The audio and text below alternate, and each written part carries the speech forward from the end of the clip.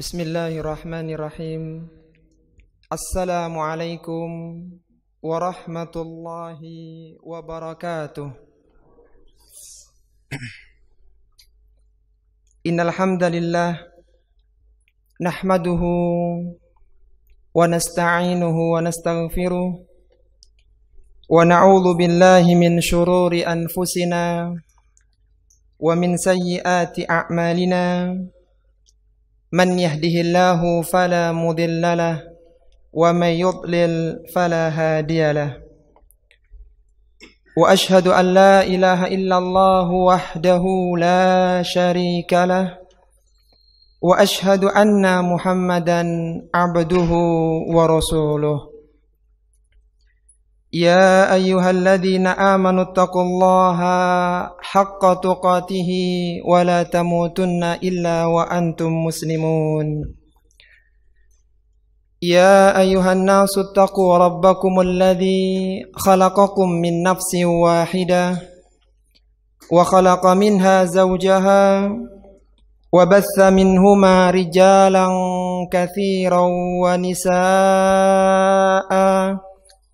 Wattaqullaha alladzi tasaaluna bihi wal arham innallaha kana 'alaikum raqiba.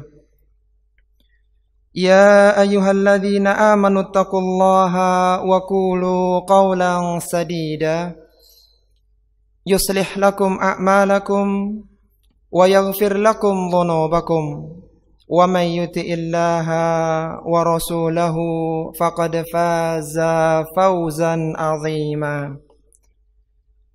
Allahumma salli ala Muhammadin wa ala alihi wa ashabihi wa man tabi'ahum bi ihsanin ila yaumiddin wa ba'd. Ikhwati fillah rahimani wa rahimakumullah. Alhamdulillah, kita senantiasa memanjatkan syukur kepada Allah Subhanahu wa ta'ala atas berbagai kenikmatan yang Allah anugerahkan kepada kita. Dan nikmat yang terbesar yang Allah anugerahkan bagi seorang insan adalah ketika dilapangkan dadanya untuk menerima Islam. Karena dengan Islam inilah seorang mendapatkan hak untuk bisa masuk ke dalam surga. Sebagaimana Rasulullah sallallahu alaihi wasallam pernah bersabda, "Walladzi nafsi Muhammadin biyadihi, la yasma'u bi ahadun min hadhihi al-ummah, Yahudiyyun wala Nasraniyyun, thumma yamutu wa lam yu'minu billadzi ursiltu bihi illa kana min ashabin nar." Rawahu Muslim. Kata Nabi sallallahu alaihi wasallam, demi yang jiwaku berada di tangannya, tidaklah mendengar tentang aku diutus sebagai seorang rasul dengan membawa ajaran Islam ini, baik itu dia seorang Yahudi atau seorang Nasrani, thumma yamutu, kemudian dia meninggal dunia, walam yu'minu billadzi ursiltu bihi, dalam keadaan dia tidak beriman kepada apa yang aku bawa, yaitu agama Islam, illa kana min ashabin nar, kecuali dia pasti menjadi penghuni neraka. Dan kita patut bersyukur atas nikmat Islam ini, apalagi kita dikenalkan dengan sunnah Nabi sallallahu alaihi wasallam yang mulia. Jangan sampai terbersit dalam hati kita bahwasannya masuknya kita ke dalam agama Islam, kenalnya kita dengan dakwah sunnah ini menguntungkan untuk Islam, menguntungkan untuk dakwah. Yang diuntungkan adalah kita sendiri. Lihatlah bagaimana Allah Subhanahu wa ta'ala menegur orang-orang Arab Badui yang mereka menyangka bahwasannya keislaman mereka menguntungkan untuk Nabi sallallahu alaihi wasallam. Karena Arab Badui, mereka masuk Islam tanpa adanya pertikaian perang. Mereka masuk Islam begitu saja, tanpa harus ada pertikaian, pembunuhan dan sebagainya. Sehingga apa kata Allah Subhanahu wa ta'ala mengingatkan mereka bahwasanya merekalah yang diuntungkan dengan Islam. bukan Islam, bukan mereka menguntungkan untuk agama Islam. Allah Subhanahu wa taala berfirman dalam Al-Qur'an, "Yamunnuna 'alaika an aslamu, qul la tamunnu 'alayya islamakum, balillahu yamunnu 'alaikum an hadakum lil imani in kuntum sadiqin." Kata Allah Subhanahu wa taala dalam surat Al-Hujurat, Allah Subhanahu wa taala berfirman, mereka itu orang-orang Arab Badui menyangka telah memberikan nikmat kepadamu dengan keislaman mereka. Mereka menganggap bahwasanya kami ini masuk Islam menambah jumlah kaum muslimin, menguntungkan kaum muslimin. Tapi apa kata Allah Subhanahu wa taala? Balillahu yamunnu 'alaikum an hadakum. Justru kalianlah yang diuntungkan oleh Allah. Kalian diberikan hidayah oleh Allah Subhanahu wa taala. In kuntum sadiqin, jika kalian adalah orang-orang yang benar, itu orang-orang yang mensyukuri nikmat iman dan Islam tersebut. Maka untuk mengawali perjumpaan kita ini para ikhwan rahimani wa rahimakumullah, tidak ada kata yang tepat untuk kita ucapkan kecuali mengucap syukur alhamdulillahi rabbil alamin. Segala puji bagi Allah Subhanahu wa taala, Rabb semesta alam yang telah memberikan banyak kenikmatan kepada kita, dan nikmat yang terbesar adalah nikmat kita dikenalkan dengan Islam dan Sunnah. Kemudian salawat serta salam semoga tetap tercurahkan kepada Rasul yang agung, Rasulullah Muhammad sallallahu alaihi wasallam, yang beliau dengan teladannya, dengan kesabarannya telah mengeluarkan manusia dari gelapnya jahiliyah menuju terangnya agama Islam yang benerang. Para ikhwan dan akhwat rahimani wa rahimakumullah, yang akan kita kaji pada kesempatan sore hari ini adalah sebuah tafsir dari surat yang selalu dibaca oleh kaum muslimin minimal 17 kali dalam salat mereka, yaitu tafsir surat Al-Fatihah. Semoga dengan mengkaji tafsir dari surat yang mulia ini menambah keimanan kita kepada Allah Subhanahu wa taala, menjadikan hati kita dekat dengan Al-Qur'an dan kita bisa mengambil banyak manfaat darinya. Surat Al-Fatihah adalah salah satu dari jajaran surat-surat Makkiyah, artinya surat yang diturunkan sebelum hijrahnya Nabi sallallahu alaihi wasallam ke Madinah. Dan surat Al-Fatihah adalah surat yang paling agung di dalam Al-Qur'an. Dari 114 surat, surat yang paling mulia adalah surat Al-Fatihah. Kalau ayat yang paling mulia dalam Al-Qur'an, ayat apa? Ayat kursi. Ayat yang paling mulia adalah ayat kursi. Surat Al-Fatihah adalah surat yang paling agung, sebagaimana Rasulullah sallallahu alaihi wasallam pernah menjanjikan kepada Abu Sa'id bin Mu'alla bahwa Rasul sallallahu alaihi wasallam akan mengajarkan surat yang paling agung dalam Al-Qur'an. Kemudian Abu Sa'id bin Mu'alla radhiyallahu ta'ala anhu menagih apa yang disampaikan oleh Nabi kepadanya. Dia mengatakan, "Alam takul u'allimannaka suratan ya a'zamu suratin fil Qur'an." Wahai Rasulullah sallallahu alaihi wasallam, bukankah engkau tadi mengatakan akan mengajarkan kepadaku surat yang paling agung dalam Al-Qur'an? Qala, maka Nabi sallallahu alaihi wasallam bersabda, "Alhamdulillahi rabbil alamin, hiya sab'ul mathani wal Qur'anul azim alladhi utituhu." Surat yang paling agung yang aku maksudkan, kata Nabi sallallahu alaihi wasallam, adalah surat yang diawali dengan Alhamdulillahi rabbil alamin, yaitu surat Al-Fatihah. Itu adalah 7 ayat yang dibaca berulang-ulang, dan itu merupakan Al-Qur'an yang agung yang diberikan kepadaku. Surat Al-Fatihah juga merupakan surat khusus yang tidak diturunkan kepada nabi-nabi sebelum Nabi Muhammad sallallahu alaihi wasallam. Tidak diturunkan kepada Nabi Musa, tidak diturunkan kepada Nabi Isa surat ini.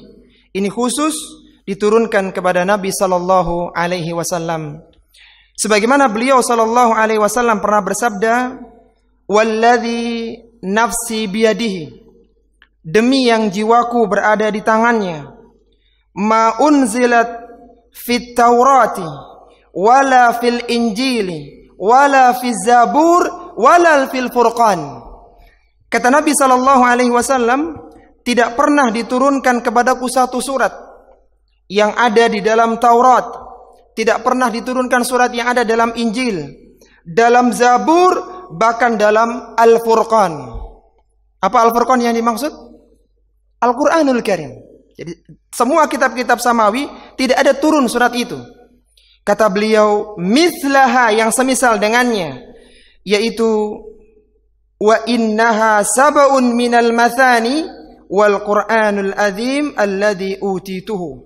Itu surat Al-Fatihah, 7 ayat yang diulang-ulang, dan dia merupakan surat atau Al-Quran yang agung yang Allah Subhanahu wa ta'ala berikan kepadaku.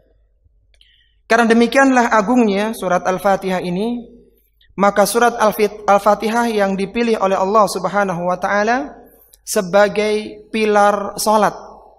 Salatnya seorang tidak sah tanpa membaca surat Al-Fatihah.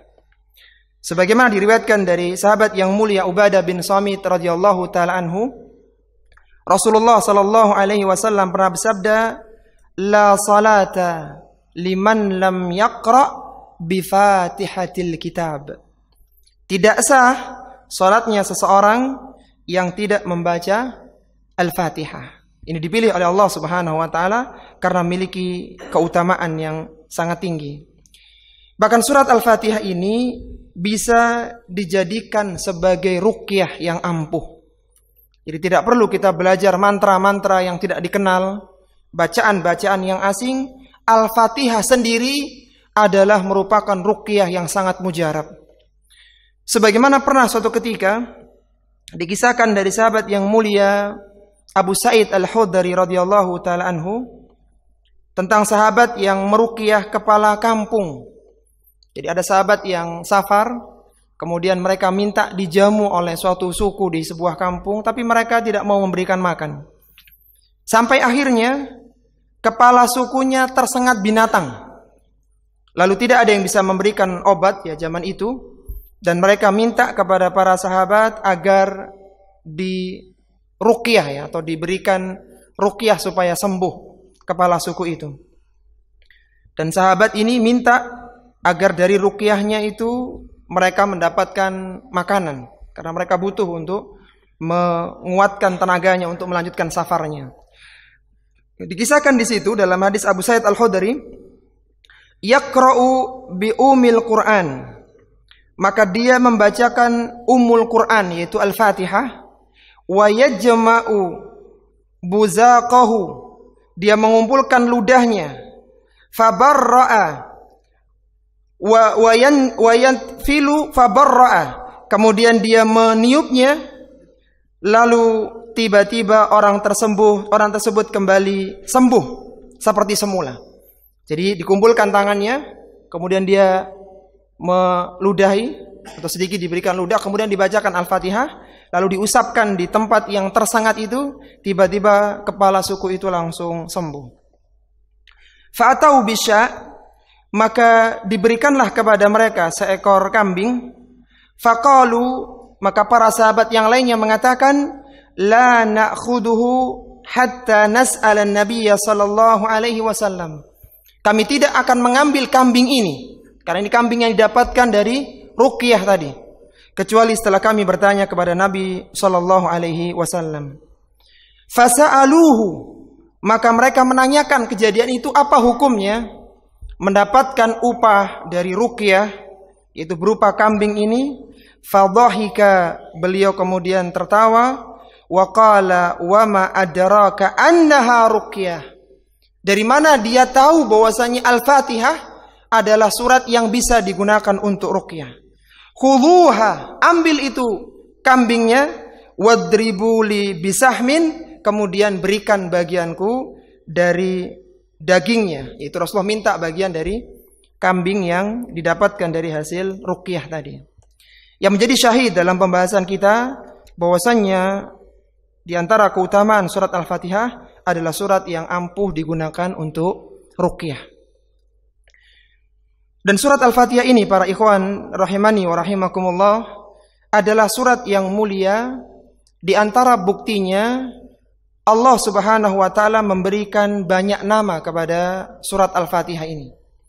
Sebagaimana hari kiamat itu namanya banyak. Bisa disebut sebagai surat atau hari Al-Qiyamah, hari kiamah. Bisa disebut juga sebagai Yaumul Fasl. Kadang Allah sebut dengan Al-Waqi'ah. Kadang Allah sebut dengan Al-Qari'ah. Bahkan ada 20 lebih nama hari kiamat itu, yang menunjukkan keutamaan hari kiamat. Adapun nama Rasul sallallahu alaihi wasallam yang masyhur ada berapa? Nama Rasulullah yang masyhur, yang terkenal. Nabi itu namanya banyak.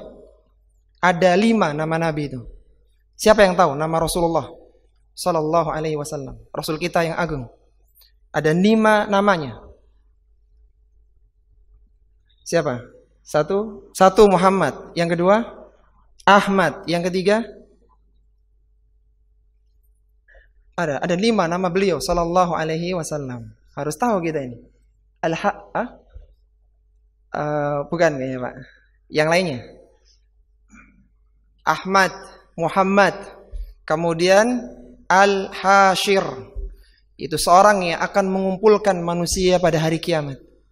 Kemudian yang keempat adalah Al-Mahi. Al-Mahi artinya penghapus. Itu penghapus kesyirikan dan kekufuran. Dan yang kelima nama beliau Al-Aqib. Al-Aqib itu nama Nabi sallallahu alaihi wasallam yang mulia. Adapun surat Al-Fatihah, maka ada banyak nama, sampai 6 nama yang disebutkan di dalam hadis-hadis Nabi sallallahu alaihi wasallam. Yang pertama disebut sebagai Fatihatul Kitab. Fatihatul Kitab dari kata-kata fataha. Fataha itu pembuka, membuka. Fatihatul Kitab maksudnya pembuka Al-Kitab, pembuka Al-Quran. Itu nama yang pertama untuk Al-Fatihah ini. Sebagaimana disebutkan dalam hadis Ubadah bin Samit radhiyallahu ta'ala tadi, Rasulullah sallallahu alaihi wasallam bersabda, la salata liman lam yaqra bi Fatihatil Kitab. Tidak sah salat seorang yang tidak membaca Fatihatul Kitab, pembuka Al-Kitab, yaitu surat Al-Fatihah. Kemudian yang kedua, nama dari surat Al-Fatihah adalah Ummul Kitab. Ummul Kitab, induknya Al-Kitab. Sebagaimana diriwayatkan dari Aisyah radhiyallahu taala anha, ketika menyebutkan tentang ringkasnya salat fajar Rasulullah sallallahu alaihi wasallam, salat qobliyah subuh ya, itu diantara juga salat yang utama. Selain bernama qobliyah subuh juga diberi nama salat fajar. Salat duha, selain disebut salat duha, juga disebut dengan salat awwabin. Setiap nama yang diberikan lebih dari satu menunjukkan keutamaannya. Ketika Aisyah radhiyallahu taala anha menceritakan tentang ringkasnya salat qobliyah subuh Nabi, Aisyah radhiyallahu taala anha mengatakan, kana an-nabiyyu sallallahu alaihi wasallam yukhaffifu rak'ataini allataini qabla salati subhi. Rasulullah sallallahu alaihi wasallam meringkas 2 rakaat sebelum subuh. Jadi salat sunnah qobliyah subuh itu ringkas, tidak panjang. Hatta inni aqulu aqra'a bi ummil kitab. Sampai aku menyangka, kata Aisyah, apakah Rasulullah ini membaca ummul kitab, itu membaca surat Al-Fatihah. Maksudnya itu saking ringkasnya begitu, kok seolah-olah orang baca Al-Fatihah belum amin itu sudah ruku begitu. Saking ringkasnya, saking ringkasnya. Cuman yang jadi kita jadikan penguat dalam masalah kita adalah Aisyah menyebutnya sebagai Ummul Kitab. Itu pembahasan kita. Kemudian yang ketiga adalah Ummul Quran. Disebut sebagai Ummul Quran, induknya Al-Quran. Sebagaimana diriwayatkan dari Abu Hurairah radhiyallahu taala anhu, dari Nabi sallallahu alaihi wasallam, beliau bersabda, man shalla salatan lam yaqra fiha bi ummil Qur'an fahiya khidajun thalathan ghairu tamamin. Kata Nabi SAW, barang siapa yang salat dan dia tidak membaca ummul Qur'an, induknya Al-Quran, fahiya khidajun, maka salatnya tidak sah, maka salatnya tidak sah, maka salatnya tidak sah. Ghairu tamamin, dan salat itu menjadi tidak sempurna. Ini nama yang kedua, yang ketiga ya. Kemudian yang keempat, nama surat Al-Fatihah adalah Sab'ul Mathani. 7 ayat yang dibaca berulang-ulang. Sebagaimana Allah Subhanahu wa taala firmankan dalam surat Al-Hijr di ayat yang ke-87. Allah Subhanahu wa taala berfirman, "Wa laqad atainaka sab'an minal mathani wal Qur'anal azim." Kata Allah Subhanahu wa taala, sungguh kami telah memberikan kepadamu sab'an minal mathani, 7 ayat yang dibaca berulang-ulang. Wal Qur'anil azim, dan Al-Qur'an al-azim. Itu maksudnya adalah surat Al-Fatihah. Kemudian yang kelima disebut juga sebagai Al-Qur'an al-azim. Surat Al-Fatihah itu surat yang agung maksudnya. Sebagaimana Nabi SAW bersabda, "Innaha sab'un minal mathani wal Qur'anul azim alladhi utituhu." Dalam hadis Abu Sa'id bin Mu'alla tadi. Sungguh telah diberikan kepadaku 7 ayat yang diulang-ulang dan Al-Qur'an al-azim yang diberikan kepadaku. Taib, sudah 5 ya yang kita bahas nama-nama Al-Fatihah. Yang pertama apa tadi? Fatihatul Kitab. Yang kedua, Ummul Kitab. Yang ketiga, Ummul Quran. Yang keempat, Sab'ul Mathani. Apa Sab'ul Mathani? 7 ayat yang diulang-ulang. Yang kelima, Al-Quran Al-Azim. Kemudian yang keenam, yang terakhir, Al-Fatihah disebut sebagai As-Salah. As-Salah maksudnya adalah doa. As-Salah maksudnya doa. Penyebutan ini adalah penyebutan yang disebutkan di dalam hadis. Yang hadis ini adalah hadis qudsi, yaitu hadis yang Nabi SAW meriwayatkan firman Allah Subhanahu wa taala. Sebagaimana Nabi SAW bersabda, qala Allahu ta'ala. Allah Subhanahu wa taala berfirman, qasamtus salata. Aku membagi as-salah, maksudnya Al-Fatihah, baini wa baina ibadi nisfain. Aku bagi as-salah, yaitu Al-Fatihah itu dibagi dua antara diriku, kata Allah, dan untuk hambaku. Ini langsung diberi nama oleh Allah Subhanahu wa taala, yaitu as-salah. Sehingga ada berapa nama surat Al-Fatihah? Ada 6. Yang terakhir adalah as-salah. Sekarang kita masuk pada tafsiran yang pertama, yaitu tafsir Bismillahirrahmanirrahim. Para ulama menjelaskan bahwasannya basmalah yang diturunkan pada awal setiap surat adalah untuk menunjukkan kepada hamba bahwa yang diturunkan oleh Allah Subhanahu wa taala adalah suatu kebenaran. Dan Allah Subhanahu wa taala menjamin akan memberikan segala janji kebaikan yang akan Allah Subhanahu wa taala sampaikan di dalam surat tersebut. Jadi penyebutan Bismillahirrahmanirrahim itu menunjukkan apa yang akan disampaikan oleh Allah Subhanahu wa taala adalah berisi kebenaran, dan apa yang dijanjikan setelah itu pasti Allah Subhanahu wa taala akan menepatinya. Dan penyebutan Bismillahirrahmanirrahim ini penyebutan yang utama.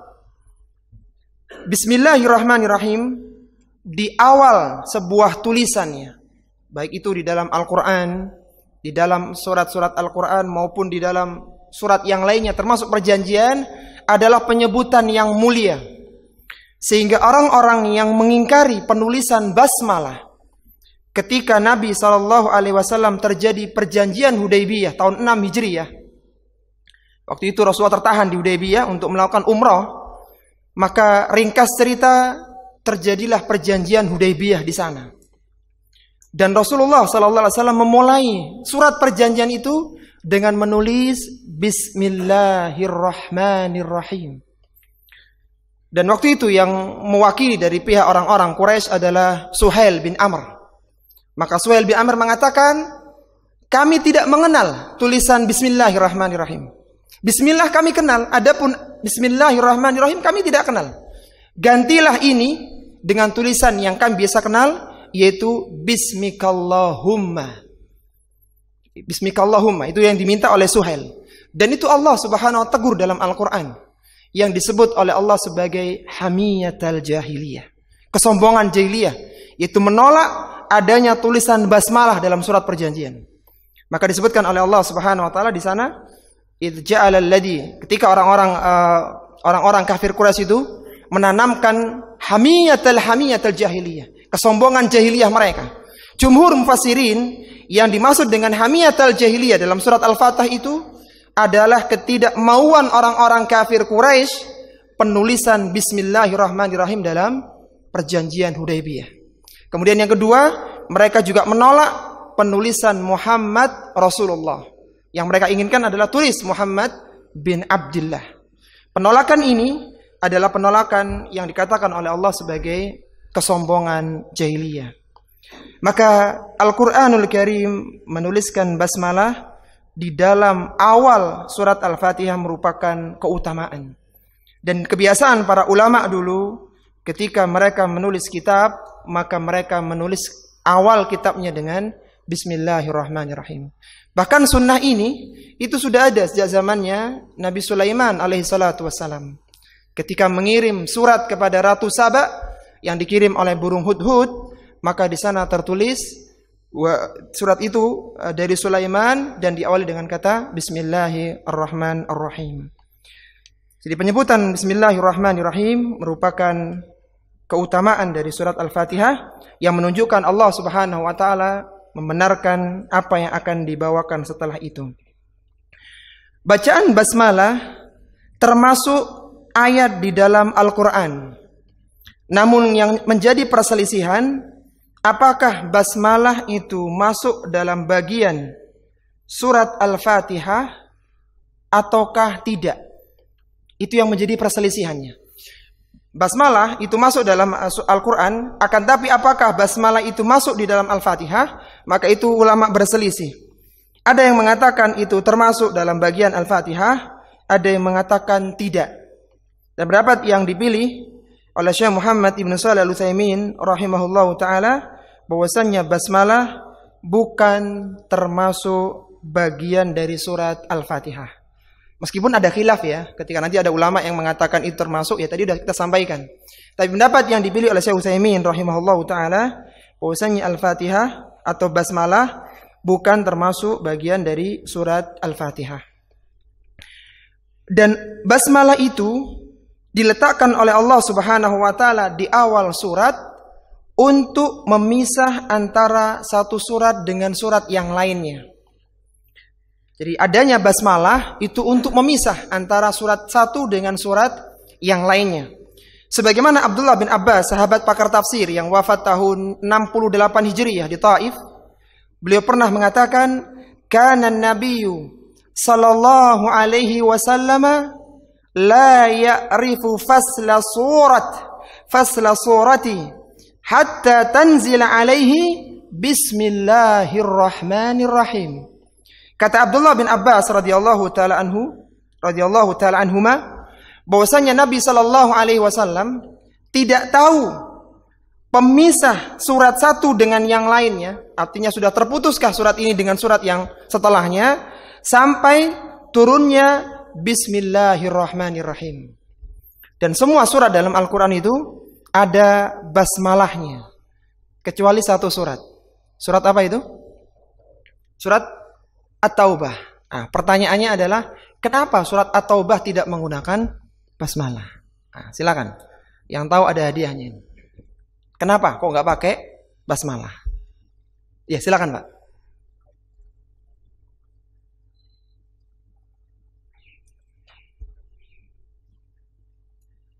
Di dalam surat At-Taubah ada ayat Bismillahirrahmanirrahim ya? Ada enggak? Enggak ada ya, enggak ada kayaknya Pak.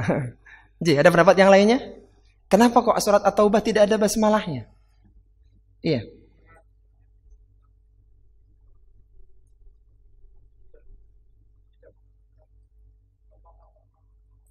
Iya. Masya Allah, Jamil. Satu, ada lagi alasan yang kedua. Iya. Sebelum surat At-Taubah apa? Sebelumnya. Surat Al-Anfal. Naam, barakallahu fiik. Iya. Iya, ada dua alasan Pak. Kenapa surat At-Taubah itu tidak diawali dengan basmalah? Alasan yang pertama tadi sudah disampaikan oleh akhuna, yaitu di dalam surat At-Taubah itu isinya adalah peperangan. Sehingga pemberian atau mengawali dengan Bismillahirrahmanirrahim itu agak kurang tepat begitu. Sehingga tidak diawali dengan basmalah. Itu alasan yang pertama. Alasan yang kedua, terjadi khilaf di kalangan para ulama, apakah surat At-Taubah ini adalah gabungan dari surat sebelumnya, surat Al-Anfal. Sehingga ketika ini gabungan, maka tidak perlu dipisah dengan basmalah. Meskipun pendapat yang rajih terpisah dua surat itu. Kejadian yang serupa mirip dengan antara surat Al-Fil dengan surat Quraisy. Itu juga ada yang mengatakan bahwasanya surat Quraisy itu adalah satu rangkai dengan surat Al-Fil. Sehingga mereka pun hampir berselisih apakah perlu diberikan bacaan basmalah di dalam surat Quraisy itu. Tapi pendapat yang tepat berbeda. Karena tiba-tiba itu li'ila fi Quraisy gitu. Tiba-tiba kalimat itu. Sehingga masih ada gabungan dengan surat yang sebelumnya itu surat Al-Fil. Jadi ada dua alasan. Karena surat At-Taubah adalah masih berlanjut atau melanjutkan pembahasan di surat Al-Anfal. Itu alasannya. Jadi khilaf di kalangan para ulama apakah basmalah ini masuk dalam bagian Al-Fatihah atau tidak. Dan di antara dalil yang menjelaskan bahwasannya basmalah bukan bagian surat Al-Fatihah adalah hadis dari Abu Hurairah radhiyallahu taala anhu yang menyebutkan tentang pembagian Al-Fatihah itu. Nabi sallallahu alaihi wasallam bersabda, qala Allah taala, Allah Subhanahu wa taala berfirman, qasamtus salatu baini wa baina 'abdi nisfain. Aku membagi as-salah itu antara aku dengan hambaku dibagi dua rata. Ma sa'ala wali abdi ma sa'ala, dan bagi hambaku apa yang dia minta. Fa idza qala al-abdu, apabila hambaku mengatakan alhamdulillahi rabbil alamin, maka qala Allah taala hamidani abdi, hambaku telah memujiku. Perhatikan, Nabi di dalam hadis ini, dalam hadis qudsi ini memulai dengan bacaan apa? Alhamdulillahi rabbil alamin. Itu yang pertama yang perlu kita perhatikan. Ketika seorang hamba mengatakan alhamdulillahi rabbil alamin, maka Allah berfirman hamidani abdi, hambaku telah memujiku. Wa idza qala ar-rahmanir rahim, ketika hambaku mengatakan ar-rahmanir rahim, qala Allah taala athna alayya abdi, maka Allah Subhanahu wa taala berfirman hambaku telah memujiku atau telah menyanjungku. Wa idza qala malik yaumiddin, ketika hamba itu mengatakan malik yaumiddin, qala majjadani abdi wa qala marratan fa wadda ilayya abdi, ketika seorang hamba mengatakan malik yaumiddin, yang menguasai hari pembalasan, maka Allah Subhanahu wa taala berfirman hambaku telah memuliakanku. Dalam riwayat yang lain disebutkan hambaku telah menyerahkan semua urusannya kepadaku. Jadi alhamdulillah, kemudian ar-rahman, alhamdulillahi rabbil alamin, ar-rahmanir rahim, lalu maliki yaumiddin. Tiga ya. Kemudian kata Nabi sallallahu alaihi wasallam, beliau mengatakan wa idza qala iyyaka na'budu wa iyyaka nasta'in, ketika hambaku mengatakan yang keempat iyyaka na'budu, wa iyyaka nasta'in, qala hadza baini wa baina 'abdi. Inilah ayat yang terbagi dua antara aku, kata Allah, dengan hambaku. Jadi ayat yang keempat ini dibagi dua, untuk Allah dan untuk hamba. Wali abdi ma sa'ala, dan bagi hambaku apa yang dia minta. Jadi iyyaka na'budu itu untuk Allah, sedangkan wa iyyaka nasta'in itu permintaan hamba. Hanya kepadamu kami beribadah ya Allah, itu bagian yang pertama. Bagian yang kedua, wa iyyaka nasta'in, dan hanya kepadamu kami memohon pertolongan. Itu bagian hambanya. Kemudian yang berikutnya, wa idza qala ihdinas siratal mustaqim. Ketika hamba ini mengatakan ihdinas siratal mustaqim, ayat yang kelima, siratal ladzina an'amta 'alaihim ghairil maghdubi 'alaihim waladdallin. Maka ayat itu dibagi dua, ihdinas siratal mustaqim, siratal ladzina an'amta 'alaihim ghairil maghdubi alaihim waladdallin. Itu dibagi menjadi dua bagian. Jadi tiga jadinya.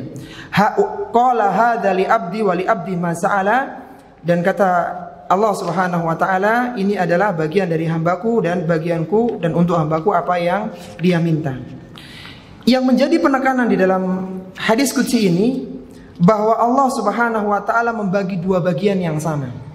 Kalaulah, bayangkan begini, kalaulah basmalah itu masuk dalam bagian Al-Fatihah, meskipun tadi ya sepakat ulama basmalah itu masuk bagian Al-Quran, cuman masalahnya masuk Fatihah atau tidak begitu, maka memasukkan basmalah di dalam Al-Fatihah menjadikan bagiannya tidak berimbang. Kenapa? Karena iyyaka na'budu itu terpisah jadi dua. Jadi yang ini jadinya 4,5, ini 3,5 ayatnya. Jadi seperti itu. Maka ketika ini dikeluarkan jadinya 3,5. Itu 3 ayat pertama untuk Allah dan 3 ayat terakhir untuk hamba, sedangkan yang keempat ini dibagi dua. Tadi perpecahannya begitu. Itu dalil yang digunakan oleh ulama yang menyatakan bahwasanya basmalah bukan bagian dari Al-Fatihah. Meskipun ada pendapat yang lainnya, ini perkara yang ulama berselisih. 3 ayat pertama untuk Allah dan 3 ayat terakhir untuk hamba yang tadi kita sampaikan, sehingga bagiannya menjadi sepadan. Kemudian pada ayat yang kedua Allah Subhanahu wa taala berfirman, Alhamdulillahi Rabbil Alamin. Segala puji bagi Allah, Rabb semesta alam. Ayat ini merupakan awal dari surat Al-Fatihah dan akhir dari doa para hamba pada hari kiamat. Doa dari para hamba itu, wa akhiru da'wana anilhamdulillahi Rabbil Alamin. Doanya para hamba ketika masuk ke surga, mereka akan mengatakan alhamdulillahi rabbil alamin. Dalam Al-Quran disebutkan, mereka mengatakan alhamdulillahilladzi hadana lihada wa ma kunna linahtadiya laula an hadana Allah. Mereka mengucapkan syukur kepada Allah Subhanahu wa taala atas nikmat bisa masuk ke dalam surga. Makna ayat itu, segala puji bagi Allah Rabb semesta alam, menunjukkan rasa syukur yang dipanjatkan kepada Allah Subhanahu wa taala atas segala karunia yang tidak terhitung banyaknya dan segala fasilitas yang Allah berikan kepada kita. Sehingga seorang hamba hendaknya melakukan ketaatan kepada Allah Subhanahu wa taala. Bahkan Allah juga telah membukakan pintu rizki yang luas di dunia. Allah telah memberikan peringatan, seruan, sehingga menjadikan hamba itu selamat dan masuk ke dalam surga. Ada perbedaan ya antara lafaz alhamdu dengan asyukru. Sedangkan yang dipilih oleh Allah Subhanahu wa taala dalam ayat ini adalah alhamdu, segala puji. Lafaz alhamdu itu di sana ada unsur pengagungan dan pemuliaan. Itu yang pertama. Sebagaimana kata Syekh Muhammad Ibn Shalih Al-Utsaimin, "Ats-tsana'u 'alal jami'il ikhtiyari ma'at ta'zimi wat takrim." Dalam kalimat alhamdu itu terdapat pujian kepada Allah atas segala kebaikan yang dilakukan kepada hamba, diiringi dengan rasa pengagungan dan pemuliaan. Ini penggunaan kata alhamdu. Kemudian yang kedua, kata alhamdu itu digunakan untuk keadaan yang positif, itu tepat, dan digunakan dalam keadaan yang negatif itu sesuai. Sedangkan asyukru itu hanya digunakan untuk kondisi yang positif. Sehingga ketika seorang mendapatkan nikmat mengatakan alhamdulillah, itu tepat secara bahasa dan makna. Itu dia memuji Allah Subhanahu wa taala. Ketika dalam kondisi susah, maka Rasulullah mengatakan alhamdulillahi ala kulli hal. Menggunakan alhamdulillah dalam kondisi susah itu juga tepat. Berbeda dengan kata asyukru yang dia hanya digunakan dalam kondisi positif, yaitu kondisi-kondisi yang baik. Itu penggunaan atau pemilihan kata alhamdu dibandingkan kata asyukru. Kemudian yang berikutnya para ikhwan rahimani wa rahimakumullah adalah ayat yang ketiga. Allah Subhanahu wa taala berfirman Ar-Rahmanir Rahim, Maha Pengasih lagi Maha Penyayang. Kata Ar-Rahman dan Ar-Rahim termasuk dari Asmaul Husna, termasuk dari nama-nama Allah yang mulia, yang terambil dari kata rahmat. Jadi kata Ar-Rahman, Ar-Rahim itu akar katanya satu, yaitu kata rahmah, kasih sayang. Apa bedanya antara Ar-Rahman dan Ar-Rahim? Secara makna, secara terjemahan, Maha Pengasih lagi Maha Penyayang. Tapi perbedaannya adalah kata Ar-Rahim maknanya Allah Subhanahu wa taala hanya memberikan kasih sayang kepada orang-orang yang beriman. Adapun kata Ar-Rahman bahwa Allah Subhanahu wa taala memberi kasih sayang kepada seluruh makhluknya. Jadi Ar-Rahman Ar-Rahim itu ada dua. Kalau Ar-Rahman kasih sayang Allah Subhanahu wa taala kepada seluruh makhluknya. Adapun Ar-Rahim adalah kasih sayang Allah Subhanahu wa taala hanya kepada orang-orang yang beriman. Sebagaimana disebutkan oleh Syekh Amin As-Sinkiti rahimahullahu taala dalam kitabnya Adwaul Bayan fi Idahil Quran bil Quran, ketika menafsirkan ayat yang mulia ini, beliau mengatakan Ar-Rahmanu asyaddu mubalaghatun minar Rahim. Kata Ar-Rahman itu lebih luas cakupannya daripada Ar-Rahim. Kalau Ar-Rahman tadi yang dikasihi siapa? Seluruh makhluk. Kalau Ar-Rahim siapa? Hanya orang-orang yang beriman saja. Secara cakupan maka Ar-Rahman mubalaghatun, kata Syekh Amin As-Sinkiti, lebih luas cakupannya daripada Ar-Rahim. Huwa durrahmati syamilah li jami'il khalaiqi fid dunya. Yaitu Allah Subhanahu wa taala memberikan rahmat kepada seluruh makhluknya di muka bumi ini. Walil mu'minina fil akhirah. Adapun untuk orang-orang yang beriman, Allah akan berikan khusus nanti di akhirat. War-rahimu dzurrahmati lil mu'minina yaumal qiyamah. Adapun Ar-Rahim itu tidak Allah berikan kepada manusia, tapi Allah berikan khusus untuk siapa tadi? Orang-orang yang beriman, tidak di dunia, tapi nanti pada hari kiamat. Apa kata Nabi SAW? Semoga dengan membacakan satu hadis ini kita semakin paham bahwasanya besarnya rahim, ya, kasih sayang Allah Subhanahu wa taala bagi orang-orang yang beriman untuk kita pada hari kiamat kelak. Kata Nabi SAW, beliau mengatakan inna lillahi mi'ata rahmatin. Sesungguhnya Allah Subhanahu wa taala memiliki 100 rahmatnya. Anzala minha rahmatan wahidatan. Dari 100 itu Allah hanya turunkan satu rahmat saja. Bainal jinni wal insi wal bahaim wal hawami. Allah turunkan satu rahmat itu dibagi oleh seluruh makhluk, kepada seluruh makhluk. Kepada jin, kepada manusia, kepada binatang ternak, dan kepada binatang buas. Wa biha yata'atafun. Dengan satu yang dibagi sekian banyak makhluk itu, mereka saling mengasihi. Wa biha yatarahamun. Dengan satu rahmat itu mereka saling merahmati, menyayangi. Wa biha ta'tiful wahsyu ala waladiha. Dan dengan satu rahmat yang dibagi kepada seluruh makhluk itu, tidak ada ceritanya binatang buas yang bangun pagi hari ke dalam keadaan lapar, dia menelan mentah-mentah anaknya. Tidak ada cerita seperti ini. Kata Nabi, wa biha ta'tiful wahsyu ala waladiha. Dengan satu rahmat yang dibagi itu, tidak ada binatang buas yang memakan anaknya sendiri. Kenapa? Karena ada rahmat Allah yang terbagi itu. Seandainya tidak ada, maka singa betina yang bangun kelaparan, melihat anaknya yang lucu mungil, langsung ditelan dia. Karena tidak ada lagi kasih sayang.